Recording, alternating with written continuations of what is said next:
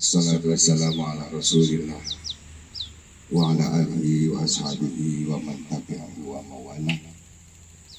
Ala rabbi syrah li sadri wa yassir li amri wahlul 'uqdatam min lisani yafqahu qawli. Amma ba'du. Para alim, para ulama, para anggota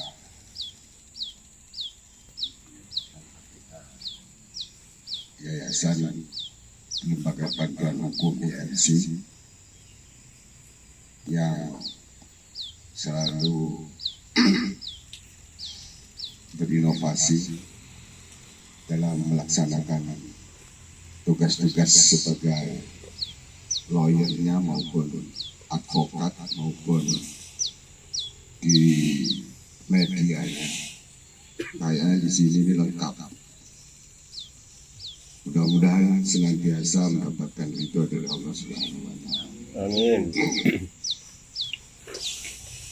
Sahabat-sahabat semua, sebelum kami menyampaikan beberapa, mungkin hanya beberapa saja, karena ini pertemuan perdana bagi saya. Saya ingin memperkenalkan diri saya dulu, supaya nanti lebih mengenal, lebih dekat, lebih akrab, dan sampai kepada syukur-syukur kita ini keluarga, merasa kita ini satu keluarga, sehingga betul-betul ada kedekatan sebagaimana keluarga. Itu yang kita harapkan. Nama saya Abdurrahman Hussein. Itu sebenarnya nama asli saya itu Abdurrahman. Bapak saya itu namanya Hussein. Dan saya ditinggal oleh orang tua saya itu masih belum TK. Dan kondisi bapak saya itu meninggal masih ada di pesantren kondisinya. Jadi masih nyantri, belum sempat pulang. Jadi belum sempat jadi kiai, masih santri. Itu sudah meninggal dengan 3 orang anak yang hidup, 4 yang saja. Kemudian sehari-hari saya ada di Sungai Lilin, tepatnya ada di pinggir rawa belakang Polsek. Jika sahabat-sahabat sekalian ada kesempatan main, silakan untuk bisa silaturahmi, main-main ke kediaman saya. 24 jam terbuka untuk siapa saja. Kemudian aktif di Nahdlatul Ulama itu dari tahun 97. Saya aktif di Nahdlatul Ulama dari tahun 97. Pertama-tama Nahdlatul Ulama dideklarasikan di Musim Banyuasin itu di Tanah Tinggi sini, di belakang Pak Dola, yang waktu itu dihadiri oleh Kiai Haji Gajah Nata. Saya sudah jadi pengurus pada waktu itu. Terus kemudian 2013, 2018 saya dipercayakan menjadi ketua PCNU Kabupaten Musim Banyuasin 1 periode. Dan saya tidak melanjutkan ke periode selanjutnya.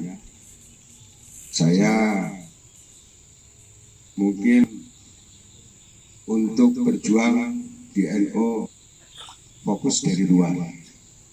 Nanti akan cerita seperti apa berjuang di NU itu. Sebab perjuangan di NU ini sangat berat dan sangat kompleks. Jadi betul-betul kompleks. Masalahnya kompleks. Kemudian SDM-nya juga kompleks. Macam-macam. Jadi jika sahabat-sahabat sekalian mungkin baru mengenal NU, mungkin nanti ada semacam keterkejutan di dalam NU itu. Sebab NU itu unik. Betul-betul organisasi besar tapi sangat unik. Bahkan kalau tidak memahami tentang NU, mereka akan rawan dengan salah paham menyikapi Nahdlatul Ulama ini. Sebab NU ini adalah organisasi induknya adalah Nahdlatul Ulama. Lembaga dan bandomnya ini sangat banyak sekali di masing-masing tingkatan. Mulai tingkat pusat, tingkat PBNU, tingkat wilayah, tingkat cabang, tingkat MBC, tingkat ranting, tingkat anak ranting. Ini banyak lembaga dan bandomnya di tingkatan, di semua tingkatan. Ada Muslimat NU, Fatayat NU, IPNU, IPPNU, Ansor, Banser, terus apa yang Pencaksilat itu, Pagar Nusa, ada Les Bumi, macam-macam. Ada lembaga Basul Masail, lembaga bantuan hukum, banyak. Dalam satu tingkatan saja itu induknya Nahdlatul Ulama. Kalau tingkat kabupaten itu adalah PC, pengurus cabang Nahdlatul Ulama, itu merupakan organisasi induk. Lembaga dan bandomnya sangat banyak sekali. Kalau nggak salah sekitar 47-an lembaga dan bandom. Ada JGH, ada Jatman, Jamiah Thariqah Al-Mutabaroh, ada JGH, Jamiah Quran, Hafidz dan Qurra, banyak sekali. Maka salah satu saja mengajukan proposal ke Pemda, itu sudah dicileni oleh Pemda. Ini umpama Muslimat NU mengajukan proposal, nanti nyusul lagi Ansor atas nama NU juga. Jadi orang Pemda itu kalau belum memahami tentang uniknya NU atau strukturalnya NU, pasti bilang NU lagi. Nah, ini harus kita sebagai pengurus NU harus mampu untuk bisa menjelaskan kepada yang berkepentingan. Kalau misalnya ke pemerintah daerah, harus mampu menjelaskan kepada pemerintah daerah. Kalau ke perusahaan harus mampu. Bahkan mestinya ini NU harus mampu menjelaskan kepada Nahdliyin atau kepada publik bahwa NU itu bentuknya seperti ini. Sehingga tidak terjadi miss. Ini salah satunya keunikan NU. Belum lagi yang Perdunu. Perdunu itu adalah lembaga perdukunan Nahdlatul Ulama. Ada. Perdunu ada.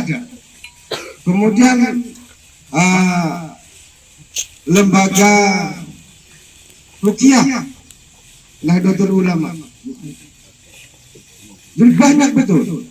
Unik, inilah sebenarnya uniknya Nahdlatul Ulama. Nah, kalau kita tidak memahami itu, maka kita sering salah satu lembaga ada miss dalam program, sedikit agak menyimpang, seolah-olah ini merupakan tindakan yang khurafat, kita menjustis NU kok begitu. Maka apapun yang dikritikan oleh orang-orang di luar NU, PBNU ini sangat welcome untuk menerima kritikan, semua kritikan yang masuk dari luar NU ke NU. Kemudian dari sisi Amaliyah, bahkan sekarang ini ada NU garis lurus, ada NU garis bengkok barangkali kan, ada GL NU garis lurus. Itu sebenarnya sempalan orang-orang NU juga yang mungkin ada kekecewaan di dalam muktamar atau di dalam kongres atau konferensi dan lain sebagainya, sehingga tidak menemukan kepuasan. Di situ membuat NU garis lurus. Itu ilegal. Kadang-kadang justru yang gencar di media sosial itu adalah GL-nya, NU garis lurusnya, sehingga yang bisa diterima oleh masyarakat justru yang GL-nya, garis lurusnya. Dan ini cenderung kepada melemahkan NU secara struktural yang legal. Kemudian masyarakatnya ini juga akan menjustis kepada NU. Maka yang diterima oleh NU saat ini hal-hal yang negatif itu sangat banyak sekali. Sebelum kita artinya betul-betul mau masuk ke dalam NU, maka sedikit gambaran tentang uniknya NU kami sampaikan pada kesempatan ini. Kalau misalnya nanti sudah betul-betul masuk sampai kepada karakternya NU itu seperti apa, nanti kita akan paham. Dan ini merupakan satu modal besar untuk kita belajar menjadi orang pintar dan cerdas. Sebab kalau tidak dihadapkan dengan hal-hal yang unik seperti ini, kita stagnan. Pola pikir kita, perilaku kita, kegiatan kita, terus kemudian mindset kita hanya stagnan, mandek di satu tempat. Tapi dengan adanya ini, maka pola pikir kita, mindset kita akan berkembang. Sehingga kita akan menjadi pintar, akan menjadi cerdas, akan menjadi profesional. Itu kalau yang menyadari tentang keunikan daripada NU atau Nahdlatul Ulama. Kemudian aktivitas saya yang kedua, di samping di NU, saya sebagai Ketua Partai Kebangkitan Bangsa Kabupaten Musi Banyuasin. Alhamdulillah hasil muscap kemarin kita terpilih lagi untuk menjadi Ketua PKB Kabupaten Musi Banyuasin. Banyak sekali PR yang harus kita kerjakan. Jadi antara NU dan PKB, pesan daripada PBNU Kiai Haji Profesor Kiai Haji Said Agil Sirot, antara NU dan PKB itu sudah saatnya satu. Jadi ini hanya sebuah awal untuk kita melangkah menuju kepada ILC atau LPBHNU, atau nanti kalau mungkin lakumhamnya PKB untuk menjadi besar dan profesional. Mungkin ini saja dulu yang bisa kami sampaikan. Nanti di dalam ramah tamah kita sharing, kita saling tukar pendapat supaya masing-masing kita ini punya punya unek-unek atau punya mindset atau punya gagasan. Tolong disampaikan di sini. Ini adalah forum yang untuk pembelajaran kita semua. Jangan dianggap ini ya kita nggak usah malu-malu ya. Kalau memang harus disampaikan, disampaikan. Kata Pak Giarto tadi, salah nggak apa-apa. Semakin kita banyak salah, semakin kita akan menjadi pintar. Asal siap untuk diluruskan. Mungkin ini saja. Kurang lebihnya mohon maaf. Dan kepada Allah kami mohon ampun. Assalamualaikum warahmatullahi wabarakatuh.